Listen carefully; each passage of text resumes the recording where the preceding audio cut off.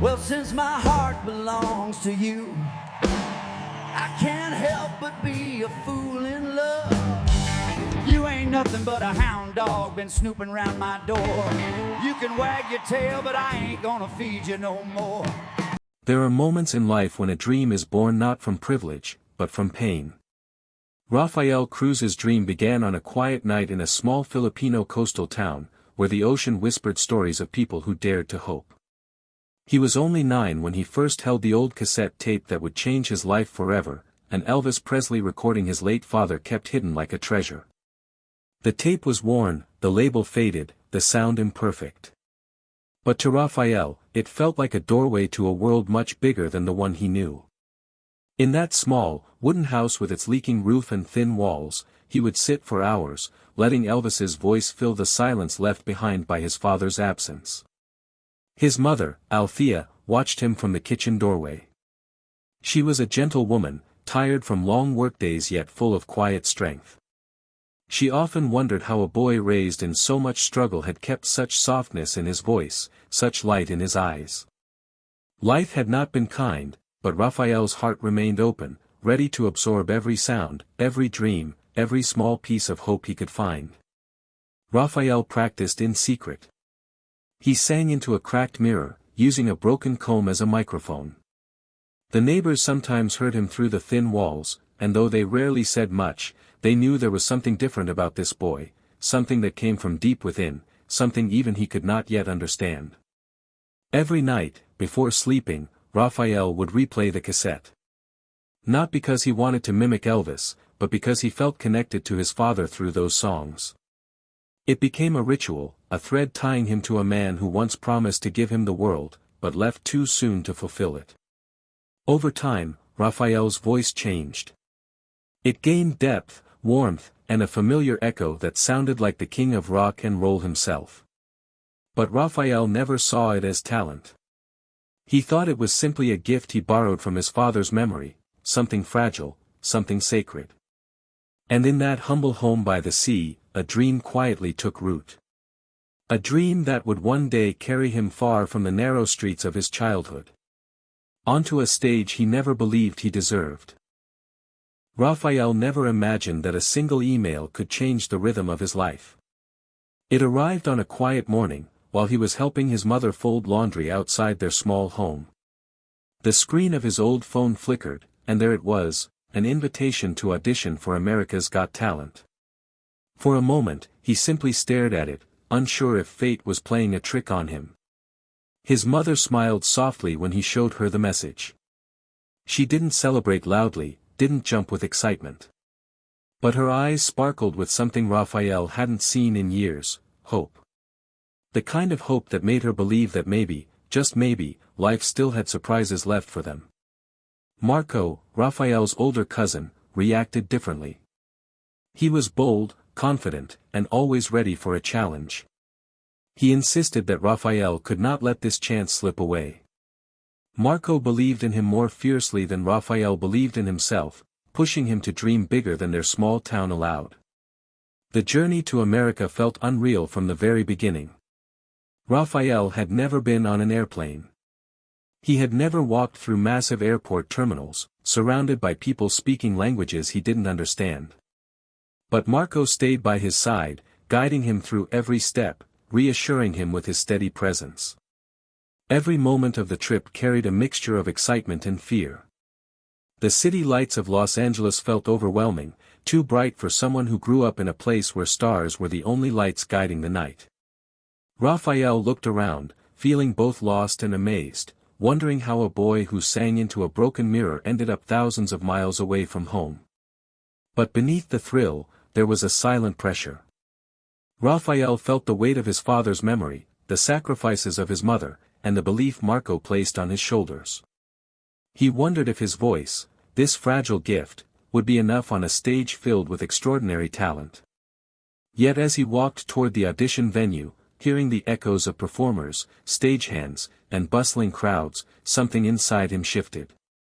It was fear, yes, but the stage looked impossibly large from where Rafael stood. The lights were brighter than he imagined, almost blinding, as if they were searching for every hidden doubt inside him. He could feel the slight trembling in his hands, the quiet thump of his heartbeat echoing louder than the audience murmurs around him. He stepped forward slowly, guided by a deep breath that barely steadied him. This was the moment he had dreamed of and feared all his life, a moment where his voice would no longer belong only to him, but to the world watching.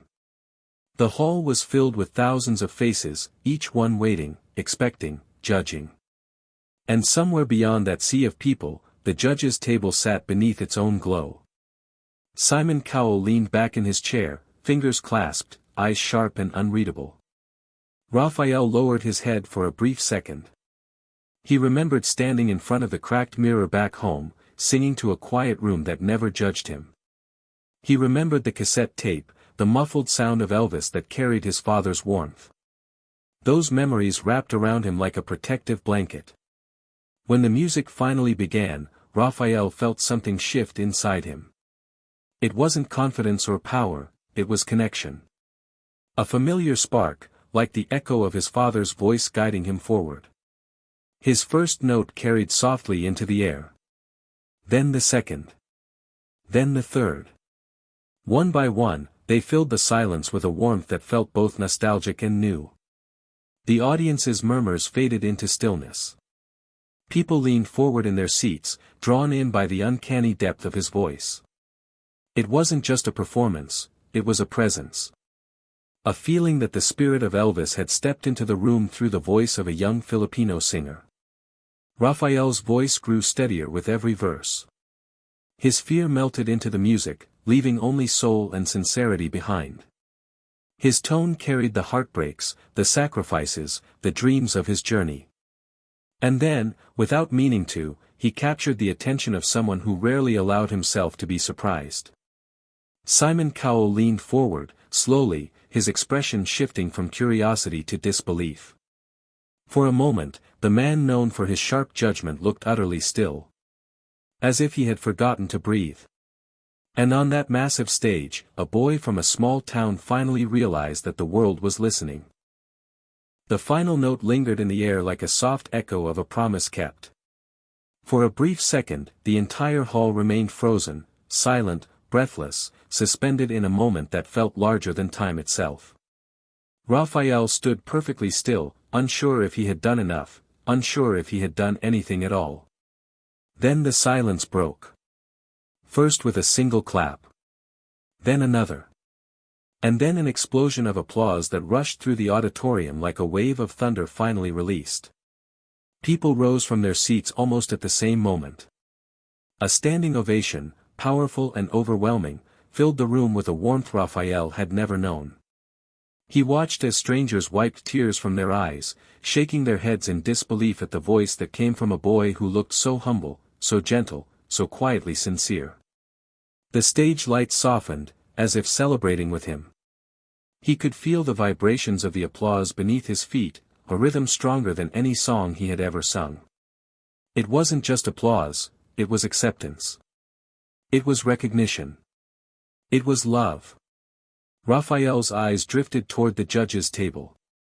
He saw Howie smiling, Heidi clapping with genuine joy, Sophia beaming with admiration. But his gaze lingered on Simon Cowell. The man who had heard thousands of voices across decades. The man who rarely allowed emotion to break through his strict composure.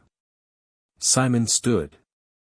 Not quickly, not dramatically, but slowly, with a look of disbelief softening his usually hardened features. For Rafael, that moment felt unreal, like watching a mountain bow or a storm quiet. Simon's expression held something rare, something precious, respect. Memories flooded Rafael's mind. Nights singing under a dim light. Days when he doubted himself. Moments when he almost gave up because the world felt too heavy. And now, here he was, standing under golden lights, celebrated by thousands, supported by millions watching at home. Tears formed in his eyes, not out of sadness, but out of gratitude. For his mother's sacrifices. For Marco's unshakable faith. For the dream his father unknowingly planted in his heart. As the applause grew louder, Rafael felt something shift inside him. A realization that this wasn't the end of his journey. It was the moment everything began. The days after Rafael's audition felt unreal, as if he were living inside someone else's story. What began as a single performance started spreading across the world like a quiet storm. Clips of his voice filled social media feeds, shared by people who had never heard of him before but felt deeply connected to the emotion in his song. Comments from strangers poured in, messages of love, support, and disbelief. They spoke of chills, tears, memories awakened by the familiar warmth of his tone. For the first time in his life, Rafael felt seen not just as a boy who loved music, but as someone capable of touching hearts far beyond his small town. The producers called him back for interviews. News channels wanted to meet him. Videos of his audition passed millions of views within days. But through all the noise, all the sudden attention, Rafael remained grounded. He knew fame was temporary, but the journey behind it was eternal. When he finally returned home, the sun was setting over the coastline.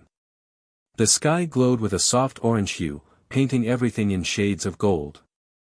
It reminded him of the stage lights, but this felt warmer, more real. His mother waited for him outside their wooden home.